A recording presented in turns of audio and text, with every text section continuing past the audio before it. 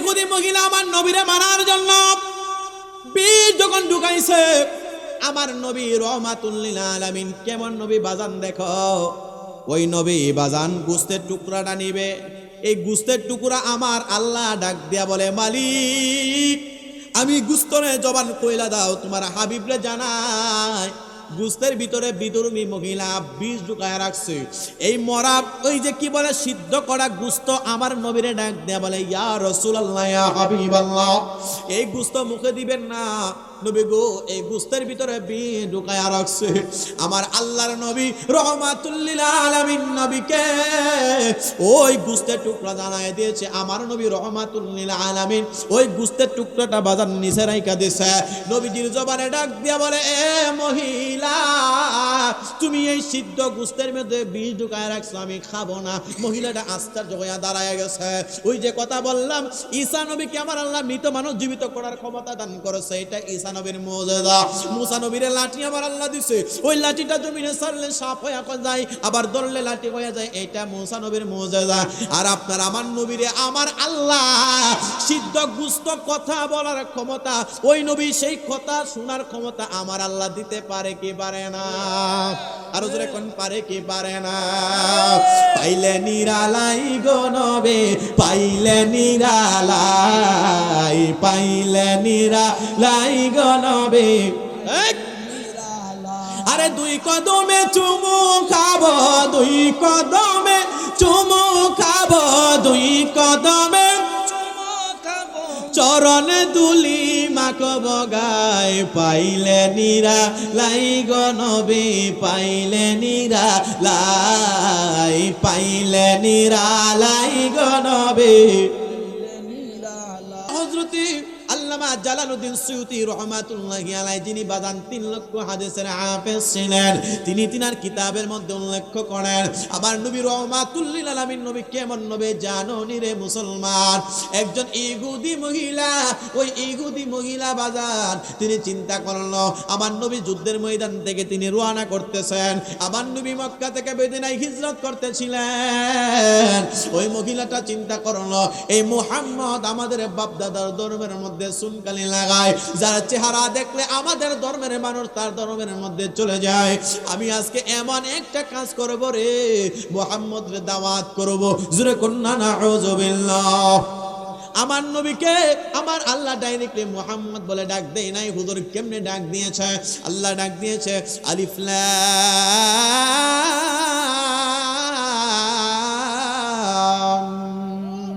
মিম। আমার আল্লাহ কুরআনুল কারীমে ডাক দিয়েছে, ইয়া আইয়ুহাল মুজাম্মিলু, হে কম্বলওয়ালা নবী। নবী আমার একদিন এমন ভাবে একটা চাদর মুবারক দিয়ে বসা, আল্লাহ নবীজির উপরে কোরআন নাজিল করেছেন, ইয়া আইয়ুহাল মুজাম্মিলু, হে কম্বলওয়ালা নবী। জুরে কোন সুবহানাল্লাহ। আর ইহুদি ছেলেটা, ইহুদি মহিলাটা ডাক দেয়া বলে, এ মুহাম্মদ, আমি আপনারা দাওয়াত করেছি, আপনি আমার বাড়িতে খাবেন। ও বাজান, আমার নবী কাহারও মনে কষ্ট দিতেন না। তিনি এমন নবী, তিনি সাইয়্যিদুল মুরসালিন নবী, খাতামুন নবিয়্যিন নবী, তিনি শিশুদের নবী, তিনি কিশোরদের নবী, তিনি বৃদ্ধর মানে তাম পৃথিবীর যত জাতি আছে সকল কিছুর নবী, যিনাকে বলা হয় দু জাহানের বাদশাহ। জোরে জোরে কোন সুবহানাল্লাহ। ওই বিধর্মী মহিলা, তার অন্তরের মধ্যে ছিল বাজান কালি। মহিলাদের চক্রান্ত বড় খারাপ। আল্লাহ কোরআনের কারীমের মধ্যে বলেছে মহিলাদের চক্রান্ত বড় খারাপ। এই জমিনে যারা মহিলাদের চক্রান্তে পড়ে গেছে তারা ফাঁসা গেছে, আর যারা মহিলাদের চক্রান্ত থেকে বেঁচে গেছে তারা হিরো হয়েছে। জোরে কোন ঠিক কিনা? ও মুসলমান বাবা ভাইরা, ওই বৃদ্ধা মহিলা, ওই কি বলে বিধর্মী মহিলা আমার নবীরে খারাপ, আমার নবীকে কষ্ট দেওয়ার জন্য নবীরে দাওয়াত করেছে। আমার নবী রাস্তা দিয়ে যায়, যাওয়ার সময় মহিলা ওই নবীকে দাওয়াত করলো, আমার নবী তার দাওয়াত কবুল করলেন। ওই বৃদ্ধা ওই বিধর্মীর মহিলার বাড়িতে আমার নবী রওনা করলেন। আর বিধর্মী কয়, আমাদের আবু জাহেল, উতবা, সাইবা, কাফের আমরা যারা আছি, আমাদের বিধর্মীদেরকে মুহাম্মদের মানে কি বলে তার ধর্মের মানুষ নিয়ে যায়, আমাদের ধর্মের মানুষ খালি হয়ে গেছে। এই কারণে খুশায় রাগে এই মহিলা কি করলো বাজান, একটা বকরি রান্না করছে। আমার নবী বকরির গোশত বড় পছন্দ করতেন। ওই বকরি আর রুটি যেই মাত্র রান্না করলো রে, ওই বকরিটা যেই মাত্র রান্না করছে, অনেক দামি দামি ইয়ামেন শহর থেকে বাজান অনেক দামি বিষ আনছে। ওই বিষ আইনা গোশতের ভিতরে ঢুকাইছে। আমার নবী রহমাতুল লিল আলামিন নবী এই গোশত খাইয়া যেন তিনি ইন্তেকাল করে। জোরে জোরে কন্যা নাউযুবিল্লাহ। আমার আল্লাহ কুরআনুল কারীমের মধ্যে বলেন, আলেম ওলামা শুনতে পারেন, ইন্নাল্লাযীনা ইউযুনাল্লাহ ওয়া রাসূলাহু লাআনাহুমুল্লাহু ফিদ দুনিয়া ওয়াল আখিরাহ। আমার আল্লাহ জানান, আমি আল্লাহ এবং আমার রাসূলকে যারা কষ্ট দিবে, লাআনাহুমুল্লাহু ফিদ দুনিয়া ওয়াল আখিরাহ, তাদের জন্য দুনিয়া এবং আখিরাতে আমি আল্লাহর পক্ষ থেকে লানত। জোরে জোরে কোন সুবহানাল্লাহ। প্রেমের ডোরে বান্দরে মন মদিনার শোনে, হায় হায় প্রেমের ডোরে বান্দরে মন। আল্লাহ নূর নবী বানাইলেন আল্লাহ প্রেমের কারণে, নূর নবী প্রেমের কারণে, প্রেমের ডোরে বান্দরে মন। আল্লাহ বানাইলেন কত জাতি, আরে চলে না তার প্রেম প্রীতি, আরে প্রেমের কারণে বানাই দয়ালে নবীরে, প্রেমের ডোরে বান্দরে মন। শুনে বলেন, প্রেমের ডোরে বান্দরে মন। ও বাজান, আমার নবী রহমাতুল লিল আলামিন নবীর দাওয়াত করছে, আর গোশতের টুকটার ভিতরে বাজান এমন ভাবে বিষ ঢুকায় রাখছে, সিনিস যেমনি ভাবে আমরা মানুষকে ইনজেকশন দিয়ে দেয় না, অনেক নিখুঁত ভাবে দেওয়া হয়। আর ওই ইহুদি মহিলা, ওই ইহুদি জাহান্নামী মহিলা এমন ভাবে, মানে এত নিখুঁত ভাবে বিষ ঢুকায়া রাখছে, বড় স্পেশাল বিষ আনছে যেন খাইলে আমার নবী ইন্তেকাল করবে। ও মুসলমান বাবা ভাইরা, আমার নবীর সাথে যিনি আছে তিনি কে? আর ওজরে বলেন তিনি কে? আমার আল্লাহ আছে। আমার আল্লাহ আমার নবীকে জানায় দিতে পারে। হযরতে মূসা নবীর মুজিজা ছিল বাজার, তিনাকে আমার আল্লাহ একটা লাঠি দিয়েছিল, জান্নাতি লাঠি। ওই মূসা নবীর সাথে ফেরাউন ছিল বাজার। ওই ফেরাউন বড় বড় সাবাইনা মূসা নবীজির পিছনে লাগায়া দিত, মূসা নবীরে জাদু করার জন্য, এমন ভাবে খারাপ কাজ করার জন্য। মূসা নবী আল্লাহরে কয়, তোর পাহাড়ে মালিক, ও আমার আল্লাহ, আমার এমন ভাবে সাপ দিয়া জাদু করে, আমার এমন ভাবে ব্যারিকেড মারে। আমার আল্লাহ কই, মূসা গো, আমি আপনারে জান্নাতি একটা লাঠি দিয়া দিলাম, ওই লাঠিটা জমিনে ছাড়বেন, আমি আল্লাহ লাঠিটারে সাপ বানাইতে দেরি করব না। আর জোরে বলেন আর আমার নবীজি, ওই নবীজি হযরতে মূসা কি আমার আল্লাহ লাঠি দিবেন মুজিজা, তিনি জমিনের মধ্যে ছাড়লে সেটা সাপ হয়ে যায়। ওই ফেরাউনের সেই সাপর গুলা এই সাপে খাইয়া সাপ করে ফেলে, তাদেরকে ভয়ভীতি দেখায়। আবার যখন সেই সাপের মধ্যে মূসা নবী ধরে, আবার সেই লাঠিটা সাপটা সাপ হইতে দেরি করে না। এইটা বাজান মূসা আলাইহিস সালাতু ওয়াস সালামের মুজিজা। হযরতে ঈসা পয়গম্বরকে আমার আল্লাহ মুজিজা দিয়েছে। কি মুজিজা দিয়েছে জানুনি রে আমার গোপালপুরের আব্বা? আমার হযরতে ঈসা পয়গম্বরকে আমার আল্লাহ মুজিজা দিয়েছে বাজান 5000 4800 বছর পুরাতন কবরস্থান। কিতাব প্রমাণ করে হযরতে ঈসা পয়গম্বর যেই মাত্র কবরের পানে যায় বলতো, কুম বিইজনিল্লাহ, আল্লাহর হুকুমে জিন্দা হয়ে যাও। এই কথা বলার সাথে সাথে 4800 বছর পুরাতন কবর থেকে মরা মানুষ জিন্দা হয়ে যাইতো। আপনাদের এলাকায় কেউ আসেনি 2-4 জন জিন্দা করে মরা মানুষ? মানে এত আশ্চর্য শূন্য ও সুবহানাল্লাহ কত, হ্যাঁ না আছে ভাই, কেমন ভাই আছে? নাইলে এরা মনে হয় 2-4 জন পাগল ভাই আছে, আসেনি? থাকলে ওই যে শরীফ হাদি উনারে জিন্দা করে দিলেন, কেন সুবহানাল্লাহ কইতে রাজি না? আরে বাবা, অন্তর আসলে এই অন্তরে আল্লাহর নাম ঢুকতেইব। এটাতে এই যে কল্প, লতিফায়ে কল্প নামক একটা জায়গা আছে, বাম দুধের 2 আঙ্গুল নিচে একটা জায়গা লতিফায়ে কল্প। যারা অন্ধকার, যাদের জীবনে গুনাহ খাতা করতে করতে করতে করতে করতে করতে করতে করতে পাহাড় পরিমাণ কালো হয়ে গেছে, এই কালোর ভিতরে যখন নূর ঢুকে, নূর কি ঢুকে? নূর, নূর কোরআন। নূর হাদিস, নূর আল্লাহর জিকির, নূর হচ্ছে নবীজির দুরূদ শরীফ, এইগুলো যখন ঢুকে এই ব্যক্তির এই অন্ধকারে ঠেল্লা ফালায় দেয়, এটা তার মজা লাগে না। এটা কি লাগে না? মজা লাগে। কারণ অন্ধকারের ভিতরে নূর এত তাড়াতাড়ি ঢুকে। আপনারা আবার কবেন হুজুর দে আমরা গুনাহগার বানাই গেছেন। না, এটা আপনাদের এই কথার বানানো। হুজুরে বলেন আল্লাহু আকবার, আর হুজুরে কোন আল্লাহু আকবার। বাজান এই লতিফাদের কোর্টটারে পরিষ্কার করেন। কয়দিন আর বাঁচবেন? কয়দিন আর বাঁচবেন?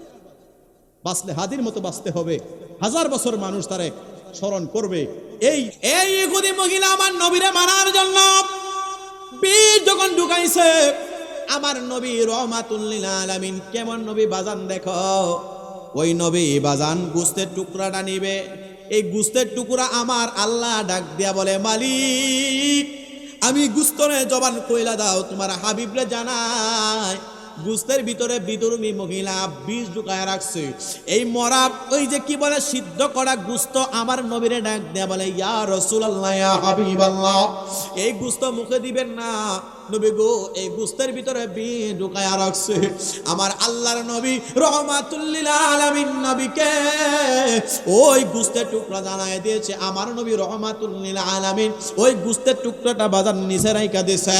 নবীজির জবানে ডাক দিয়া বলে, এ মহিলা তুমি এই সিদ্ধ গোস্তের মধ্যে বীজ ঢুকায় রাখছো, আমি খাবো না। মহিলাটা আশ্চর্য হইয়া দাঁড়ায় গেছে। ওই যে কথা বললাম, ঈসা নবীকে আমার আল্লাহ মৃত মানুষ জীবিত করার ক্ষমতা দান করেছে, এটা ঈসা নবীর মুজিজা। মুসা নবীর লাঠি আমার আল্লাহ দিছে, ওই লাঠিটা জমিনে ছাড়লে সাপ হয়ে যায়, আবার ধরলে লাঠি হয়ে যায়, এটা মুসা নবীর মুজিজা।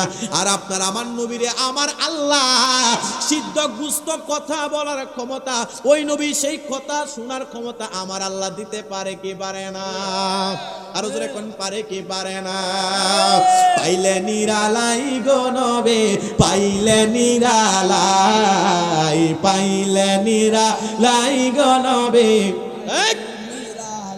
আরে দুই কদমে চুমু খাবো, দুই কদমে চুমু খাবো, দুই কদমে চরণে দুলি মাখব গায়, পাইলে নিরালাই গো নবী, পাইলে নিরালাই, পাইলে নিরালাই গো নবী। আর এমন নবী দুনিয়াতে আগমন করবেন, আমার নবী দুনিয়াতে আগমন করবে, আমার আল্লাহ পাক রব্বুল আলামিন পাহাড় পর্বত আল্লাহর সৃষ্টি জগৎ সকলকে জানায়, জানোনি আমার নবী আগমন করবে।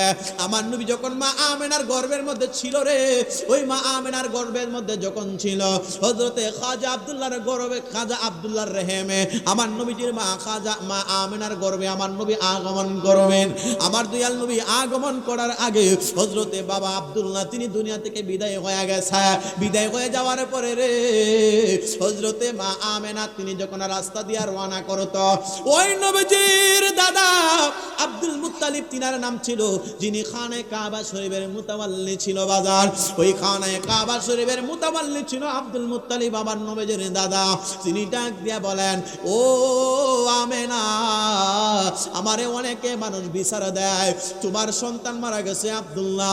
আরবের একটা রীতি ছিল বাজান, যদি কোনো মহিলা মারা যায় তাইলে ওই মহিলাটা সুগন্ধি ব্যবহার করতে পারতো না। আমাদের দেশেও এই সিস্টেম গ্রামগঞ্জে আছে, যদি কোনো মহিলা তার স্বামী মারা যায়, মহিলারা বাজান দেখবেন সাদা কাপড় পরে, বৃদ্ধা বয়স হয়ে গেলে, আছে কিনা নাই? আরবের মধ্যে আমার নবী নূরের নবী রহমাতুল লিল আলামিন নবী যখন আগমন করবেন, মা আমেনার গর্ভের মধ্যে ছিল বাজান হযরতে খাজা আব্দুল্লাহর আব্বাজান, হযরতে খাজা আব্দুল্লাহর আব্বাজান আব্দুল মুত্তালিব। তিনি কয়, আমেনা আমার ছেলে হারা আমেনা, ও আমার ছেলের বিবি গো, তোমার কাছে বলতে লজ্জা করে, তারপরেও বলে, তুমি যে রাস্তা দিয়া চলাফেরা করো রে আমেনা, আমি শ্বশুর হয়ে আমার কাছে অনেকে বিচার দেয়। বাবা কি বিচার দেয় একটু জানতে চায়। বলে, মারে তুমি নাকি রাস্তাঘাটে চলাফেরার ক্ষেত্রে তুমি নাকি সুগন্ধি ব্যবহার করো। হযরতে আমেনা ডাক দিয়া বলে, শ্বশুর আব্বা, ও শ্বশুর আব্বা গো, খুদার কসম, আমি আমার জাতের কসম, আমি কোনোদিন সুগন্ধি ব্যবহার করি নাই। যেদিন থেকে শিশু মুহাম্মদ আমার রেহেমের মধ্যে আগমন করেছে, সেদিন থেকে থুতু ফালাইলে মস্কে আম্বরের গ্রাম বাহির হয়, রাস্তা দিয়া গেলে মস্কে আম্বরের গ্রাম বাহির হয়, গোসলখানায় গেলে ওই গোসলখানাটা সুগন্ধিত ভরপুর হয়ে যায়।